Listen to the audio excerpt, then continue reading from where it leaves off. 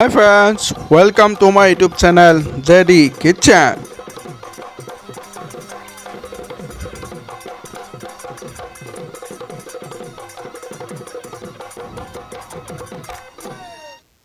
আহক ভিডিঅ'টো আৰম্ভ কৰোঁ। আজি বনাম ঔটেঙা, ঢেকীয়া আৰু মাছৰ জোল। লোকেল মাছ লৈ লৈছোঁ অলপ। মাছখিনি ভালদৰে বাছি কুচি ল'লোঁ। এতিয়া অলপ নিমখ দি দিছোঁ আৰু 1 চামুচমান হালধি দিছোঁ। এতিয়া ভালদৰে মাছখিনি নিমখ হালধিৰ লগত সানি থৈ দিম। এতিয়া ঢেকীয়া, কঁঠালগুটি, ঔটেঙা, পিঁয়াজ, নহৰু সকলোখিনি লৈ লৈছোঁ। এতিয়া ভালদৰে কাটি ল'ম। আপোনালোকে চাই থাকক, মই ভালদৰে কাটি লওঁ এতিয়া সকলোখিনি। তো আপোনালোকে ভিডিঅ'টো স্কিপ নকৰাকৈ চাই থাকিব কেনেকৈ বনাওঁ। তো এইটো পূৰা অসমীয়া ষ্টাইল হ'ব। তো সকলোৱে খাই বনায়, ময়ো এনেকৈ বনাই চালোঁ। তো বহুত ধুনীয়া সোৱাদ হয়। কেইটামান ঔটেঙা, কেইটামান কঁঠালগুটিও লৈ লৈছোঁ লগত। তো সকলোখিনি ভালদৰে গুচাই মেলি ল'ম। তো আপোনালোকে ভিডিঅ'টো চাই থাকক। এতিয়া কঁঠালগুটিবোৰ অলপ গুচাই লৈছোঁ বাকলিবোৰ।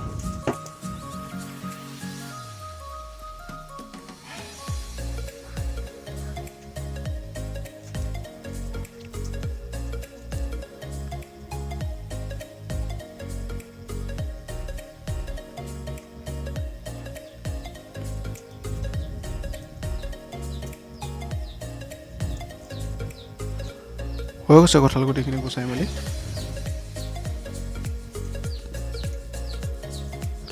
আপোনালোকে ভিডিঅ'টো চাই থাকিব ভালদৰে। সকলোখিনি হৈ গ'ল কাটি বাছি। এতিয়া কেৰাহীখনত তেল দি ল'লোঁ। মাছখিনি ফ্ৰাই কৰিম এতিয়া। ভাজি ল'ম মাছখিনি প্ৰথমতে। নিমখ হালধি সানি মাছখিনি দি দিলোঁ।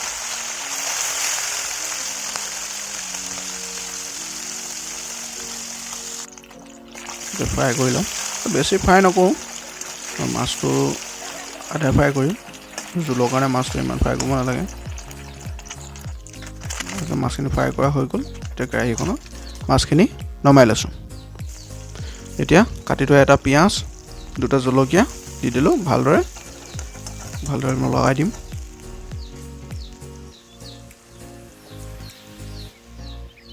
এতিয়া 1 চামুচ আদা নহৰু খুন্দি থোৱা দি দিছোঁ।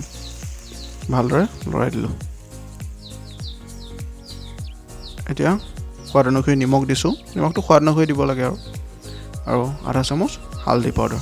এতিয়া ভালদৰে গোটেইখিনি মিহলাই দিম।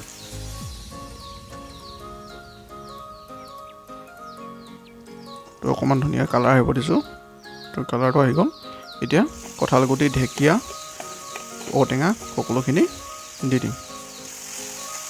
ঔটেঙাখিনি লাহেকৈ দিম আৰু প্ৰথমতে ঢেকীয়া আৰু কঁঠালগুটিখিনি দি ভাজি লৈছোঁ। এতিয়া দুবাকল ঔটেঙা দি দিছোঁ।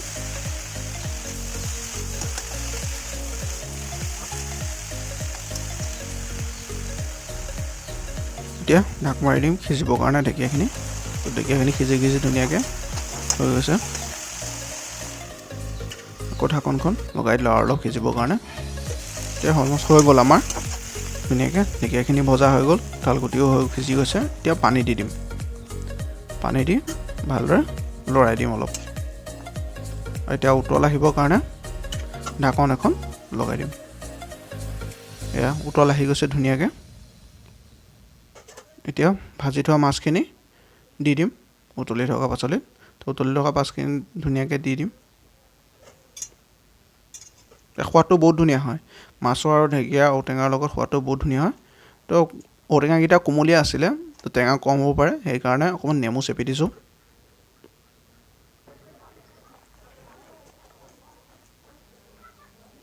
এতিয়া অলমষ্ট হৈ গ'ল আৰু আমাৰ মাছখিনি ধুনীয়াকৈ। এতিয়া বাতি এটাত অলপ উলিয়াই লৈছোঁ।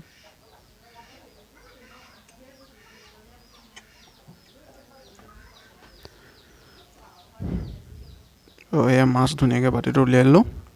আপোনালোকে এনেকৈ বনাই খাই চাব, ভাল লাগে। আছামিজ ষ্টাইল, অসমীয়া খাদ্য। তো এনেকৈ বনাই খাই চাব। আজিলৈ আহিলোঁ। থেংকছ ফৰ ৱাচিং। লাইক এণ্ড কমেণ্ট কৰি দিব আৰু সকলোৱে ছাবস্ক্ৰাইব কৰি দিব দেই মোৰ চেনেলটো। আৰু বেল আইকনটো দবাই দিব। ধন্যবাদ।